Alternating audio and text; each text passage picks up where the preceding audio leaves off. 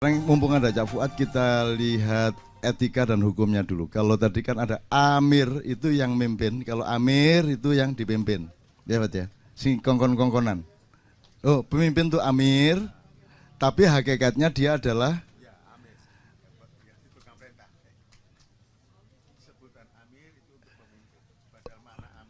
ya, sebutan amir itu dipakai untuk orang yang sedang memimpin, tapi filosofi dasarnya adalah dia sesungguhnya disuruh untuk menjadi pemimpin, kan gitu Mas. Jadi misalnya gubernur itu amir, bupati amir, presiden amir. Nah, kan tidak ada orang mau disuruh-suruh tanpa dibayar, ya, kecuali Anda, ya. Nah, di Indonesia ini Mas, kan sudah ada yang jadi amir, sudah dibayar sampai pensiun, diberi fasilitas mobil, rumah dinas dan seterusnya. Itu berarti wajib ya Pak ya, dia melakukan apa namanya, perintah-perintah rakyat, wajib kan gitu kan. Jadi presiden, kabinet, DPR, pokoknya semua yang di eksekutif, legislatif, yudikatif, semua itu wajib ain menurut saya, ya toh. Ketok itu tadi wong mesti bayar kok kon, gitu. Tapi nek sampean gak dibayar. Jadi posisi sampean bukan amir, bukan orang suruhan rakyat. Betul enggak? Kalau Anda memikirkan Indonesia berarti Anda bersodakoh. Betul enggak? Anda melakukan ihsan, kata Cak Fuad tadi. Kalau hasan itu kebaikan biasa, tapi kalau ihsan, kata Cak Fuad, adalah kebaikan yang luar biasa. Saya nggak harus nolong Anda, tapi saya mau menolong Anda, berarti itu ihsan. Jadi Indonesia gitu Mas, cinta dong kita sama Indonesia, kita mikirin. Cuman kata Cak Fuad, yo mikirnya aja terus merugikan dirimu sendiri sampai kamu stres, sampai gua melaku nang pasar ngene kon. Apa orek mikir Indonesia itu aku. Ngono kok. Itu ya. Jadi menurut saya Anda punya peluang yang luar biasa. Kamu tolong Indonesia semampu-mampu kamu, ndak bisa nek nolong presiden kan ndak bisa. Nolong menteri ya gak iso wong dia gak gelem ditolong. Nolong Pak Lurah aja belum tuh dia mau kok. Ya nolong unsur Indonesia yang lain, tetanggamu kayak temanmu kayak kan bisa. Kalau Pak Lurah minta pemikiran, ya kamu kasih. Kalau dia tidak minta, kalau kamu mau ngasih ke dia ya pakai strategi, kata Cak Fuad tadi. Belum tentu dia mau dikasih tahu kok. Jadi menurut saya kita punya posisi sangat bagus karena kita bukan amir, bukan pemimpin, kita hanya orang biasa. Kalau kita mencintai Indonesia kita dapat pahala. Kalau kita kemudian membantu Indonesia kita dapat pahala sangat berlipat-lipat karena fungsinya adalah sodako, sunnah hukumnya Mas. Gitu loh, jadi kan asik malahan. Dan jangan tidak mikir Indonesia, pikirin rek. Pikirin, cuman ojo sampai mejen kon ya. Itu loh Mas ya. Saya sangat memikirkan Indonesia, luar biasa saya. Cuman saya memilih tempat yang paling inti pada Indonesia yaitu wong cilik, yaitu orang-orang yang huraba seperti ini. Itu bagi saya Anda ada yang paling sejati dari Indonesia sehingga saya mau. Ini sudah 16 tahun. 16 tahun. Yang di Jombang saya sama Cak Fuad 23 tahun. Setiap bulan. Dan tidak minta biaya pemerintah, tidak punya sponsor, tidak ngemis siapa-siapa. Kita tidak mau ganggu Indonesia. Indonesia punya masalah besar kok. Masa kita mau ganggu?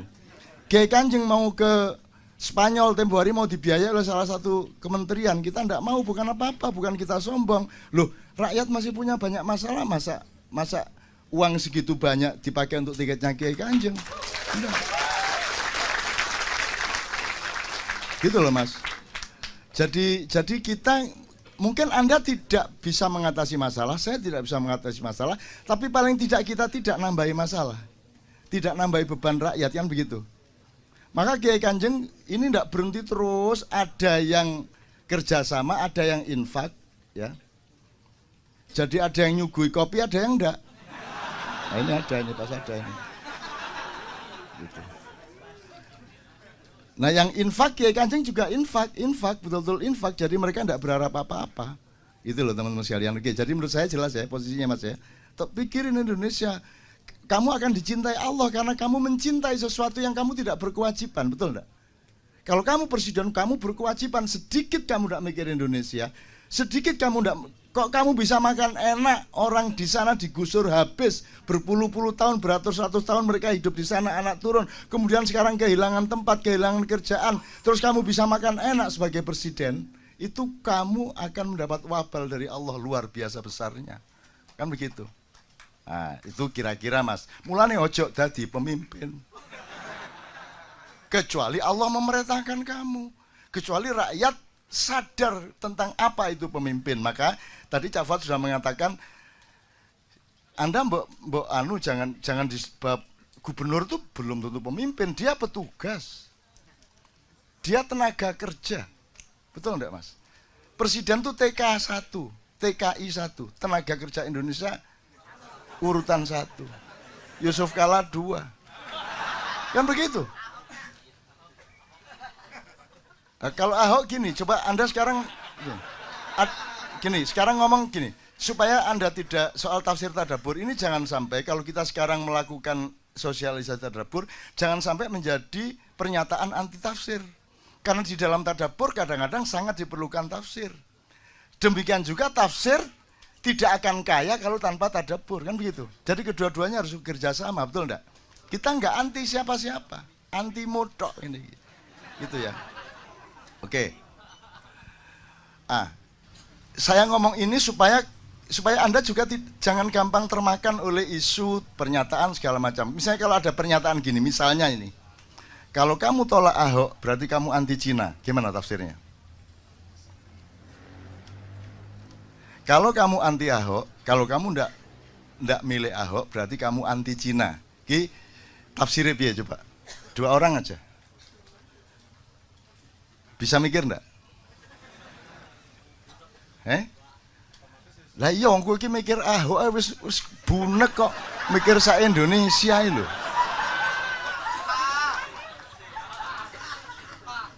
Kok kon ku mikir Ahok gak mikir awake dhewe ya dak niku.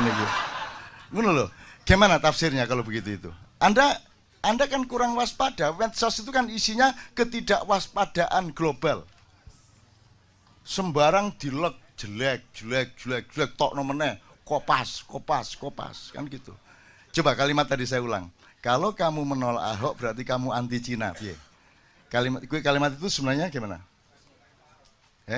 Harus menerima Ahok 1, berarti harus menerima Ahok supaya tidak anti Cina gitu kan. Oke, nomor 2.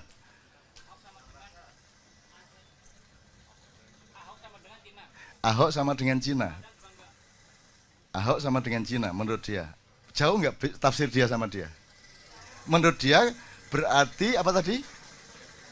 Harus menolak Ahok. Kalau dia kalimat itu adalah penegasan bahwa Ahok itu Cina. Betul enggak? Karena kalau kamu menolak Ahok, kamu anti Cina, berarti Ahok adalah Cina. Kan begitu? Jadi kalimat itu bahaya banget. Makanya kamu kembali ke main resource. Kamu kembali ke sumber primer.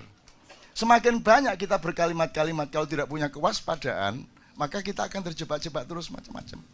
Dan Ahok itu bukan sesuatu yang sifatnya primer, bukan sesuatu yang sifatnya fokus, dia hanya peluru. Kamu harus tahu senapannya apa, kamu harus tahu siapa yang pegang senapan itu, kamu harus tahu siapa yang membayar pemegang senapan itu. Lah apa kon meneng-meneng gitu loh, meneng-meneng mikir-mikir sing itu kan cuma output kesekian dari sumber yang beberapa langkah di belakangnya gitu loh. Dan kamu itu bingung, takut Ahok jadi presiden, takut Ahok jadi gubernur, maksudnya jadi gubernur saiki pisan. Arek-arek itu ya arek yo apa arek, wis jadi gubernur ngono lho. Dan ini kan cuman apa tuh dunia ini apa tuh Mas? Apa tuh? Wah ini tak dawakno iso guyu kekel aku. Tak nyoba dikit ya. Nyoba dikit. Saya tanya, kamu kenal iblis? Tahu, pernah dengar? Oke.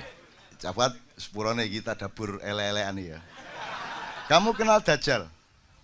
Pernah dengar? Kamu kenal Ya'juj Ma'juj? Oke, aku sekarang. Yang tertua di antara 3 ini yang mana? Iblis. Sekarang kalau kamu lihat riwayat-riwayat yang dituturkan oleh Allah dan dari kepustakaan Islam, Iblis sama malaikat Jibril duluan mana? Iblis, dia paling senior di antara para malaikat. Ya toh? Siapa yang lebih senior dari Iblis? Nur Muhammad.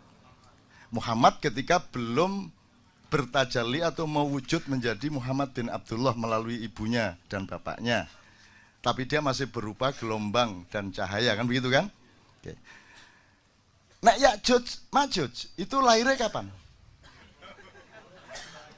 Dajjal itu ya mesti ae kon gak ero.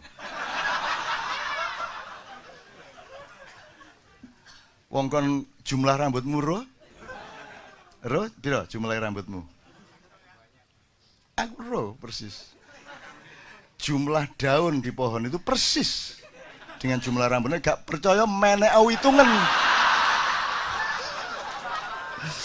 Ya ngono Abu Nawas. Oke, tak terusin dikit. Ini saya ngomong soal usia tadi loh. Jadi selama 700 tahun itu 700 jadi gini. Nah, Iblis sudah tahu ya. Sebelum ada Adam jauh. Gitu ya. Kan Anda tahu Adam dibikin tapelnya itu fisiknya itu dari tanah liat. Nah, tanah liat ini yang paling mudah dicari di mana?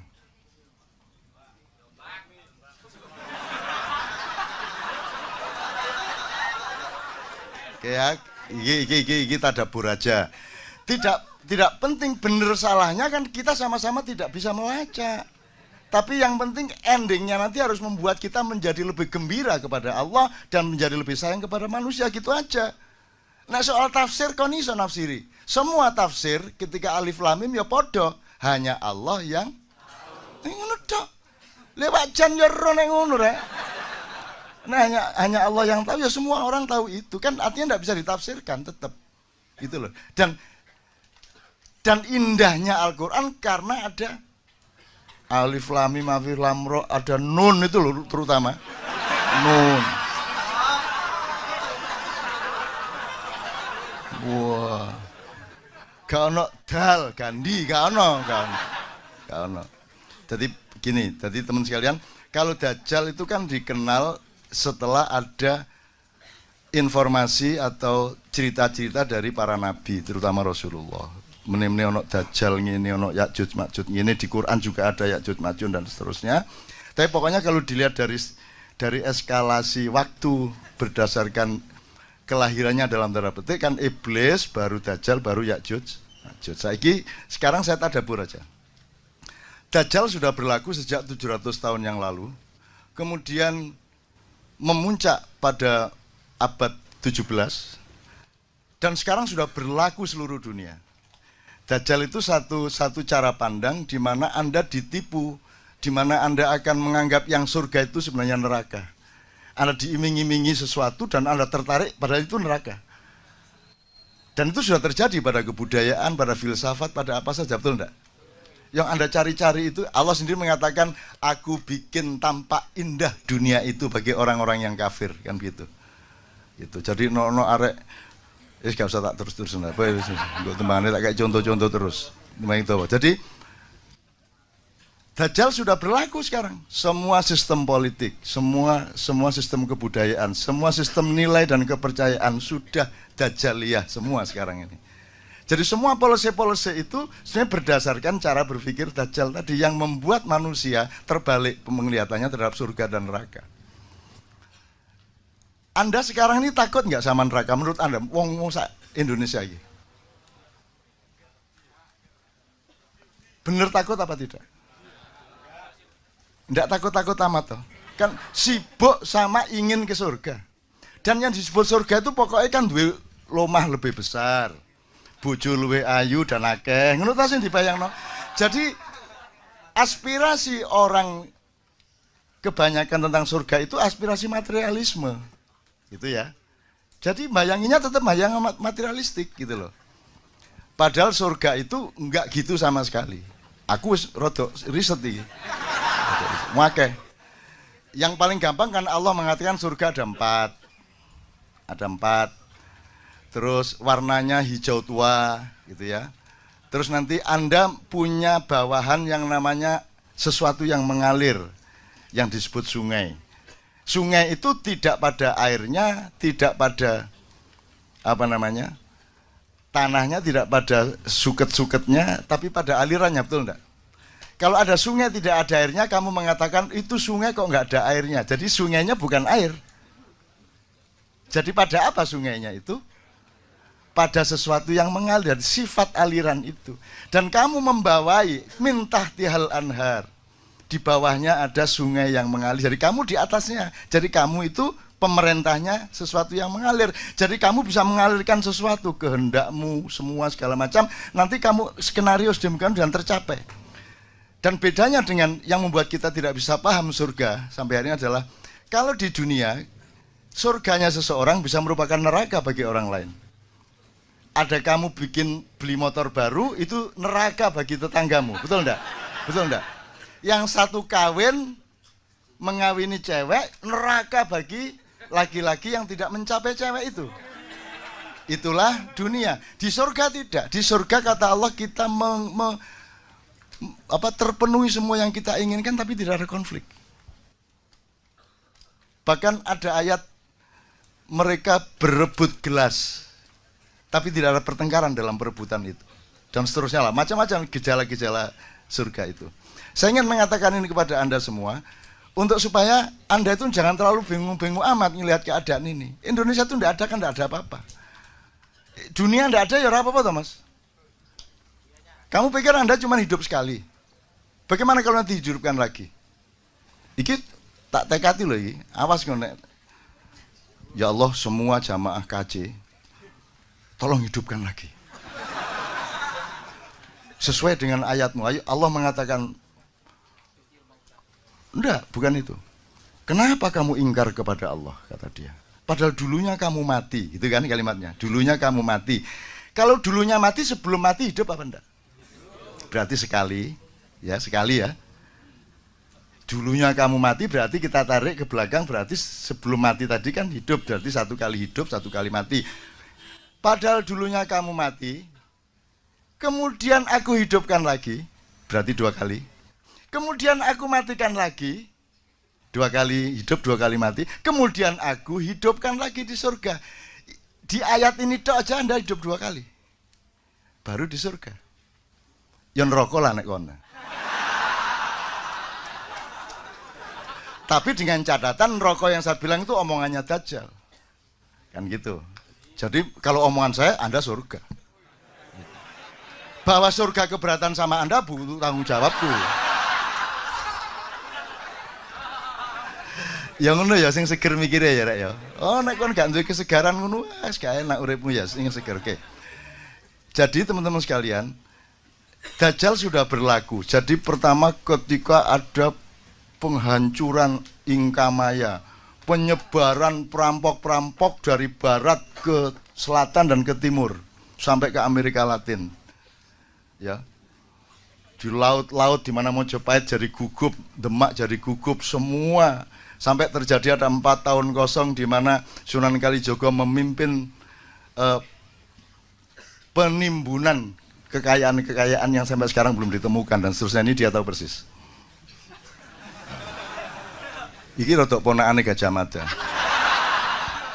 Cuman Gajah Mada takoni sapa iku? Sapa iku malah gak ero kok. Gak sampe kenal aku nek raine dipadak-padakno karo aku ngono iku. Iya, guyon ya Mas ya, tapi serius ya. Ada hadiah buat 27 Mei tentang iya, sip, tenang ae aja kuwatir engko tak lamarno nang Gajah Mada. Wong beliau-beliau itu kita cinta kok. Kita ngomong macam-macam wong cinta kok. Cinta itu kan ukurannya tidak pada epistemologi, ukurannya pada niat. Vibrasi cintanya itu gitu. Oke. Iki tak persingkat rek. Dajjal sudah berlaku. Ya. Sampai kemudian ada yang namanya masa pencerahan, Renaissance, Aufklärung dan seterusnya. Itu puncak ilmunya Dajjal. Kemudian sampai ada sandiwara timur lawan barat, komunisme lawan kapitalisme, terus ada demokrasi segala macam, terus dibikin ada negara, ada nation state, mari ngono apa state, apa ngono state, terus pokoknya negara seolah-olah penting, begitu wis dadi negara dibuka pagere negara. Sekarang MEA masuk semua sini, masuk semua lho, jarit negara. Jadi kita diombang-ambingkan, ya. Dan di puncak suksesnya Dajjal itu secara alam pikiran sudah, intelektual sudah, spiritual pun sudah. Kemudian sistem budaya sudah, sistem politik sudah, undang-undang pun undang-undang yang terbalik seperti itu. Nah, sekarang adalah era Ya'juj Ma'juj. Kalau Dajjal itu gabungan antara yang barat agak tengah dengan barat sekali, kalau Ya'juj Ma'juj itu dari utara. Nah, sekarang yang paling jadi sasaran Ya'juj Ma'juj adalah Indonesia. Ngono ceritanya. Ya'juj Ma'juj itu pokoknya kuning lah. Itu infanteri yang luar biasa. Tapi dia ke sini. Tadi ingat tak pertanyaan saya? Di mana Israel disuruh cari tanah liat? Kalau di kisahnya kan Jibril disuruh cari tanah liat. Sampai sini, di sini sudah ada iblis jauh sebelumnya. Di tanah ini. Ini sudah dikuasai iblis. Ini dari berbagai macam wacana. Jadi sebelum Adam datang, di sini sudah dikuasai iblis. Gitu loh. Karena iblis langsung lari, begitu diibliskan, karena la yasjud itu tidak tahu sujud, dia langsung diusir ke sini. Jadi ketika Jibril mau ambil tanah liat, dihalangi sama iblis, Jibril lari. Mikael lari, terus Israfil lari, tinggal Israel. Israel memakai ilmunya iblis. Itu iblis itu pinter. Ini sebelum Israel ya, sebelum Israel tak. Iblis itu dia ingin melaksanakan ayat Allah bahwa Allah itu menciptakan khalifah di bumi, betul enggak? Iki gimana kok ditaruh di surga ya Adam ya apa? Di bumi fil ate. Ini jailun fil ardi khalifah. Lah kok ditaruh di surga? Salah ini, tidak taat sama Allah. Akhirnya iblis berusaha. Bagaimana caranya memindah Adam dari surga ke bumi? Bener nggak yang dilakukan? Nah, ya lumayan. Ya, jangan aja pecah dasar. Nah, cara dia masuk surga itu, gini, surga itu dijaga oleh seekor naga yang sangat besar. Kepalanya di depan pintu surga, badannya di dalam surga. Nah, caranya iblis masuk surga itu, dia nunggu menguap si naga ini. Begitu naga menguap, iblis bleng masuk.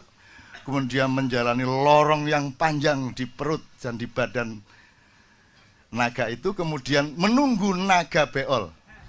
Begitu beol, iblis ikut. Dan begitu keluar dari duburnya naga, dia sudah ada di dalam surga. Baru dia cari Adam. Tapi dia dihalangi oleh burung merak yang sangat banyak di surga. Yaitu pasukan-pasukan kavaleri dan infanterinya Allah untuk menjaga setiap zona surga. Maka akhirnya iblis acting. Dia beli serban. Beli serban. Loh iki temenan iki. Jenggotnya dipanjangkan. Terus dia ambil buah apa itu disuduk-suduk terus jadi tasbih. Terus katoke diunggahno. Loh ini serius sih. Ini serius ini. Nah, akhirnya si iblis ini menemui Adam di dalam kostum malaikat. Gitu. Adam hormat kan, loh ini malaikat siapa ini? Oh Kanzul Jannah, bendaharawan surga, al-khasyi, ar-raqi, as-sajid, tafadhalu. Itu dihormatilah oleh Adam. Dan semua bangsa Indonesia sekarang adalah Adam yang didatangi oleh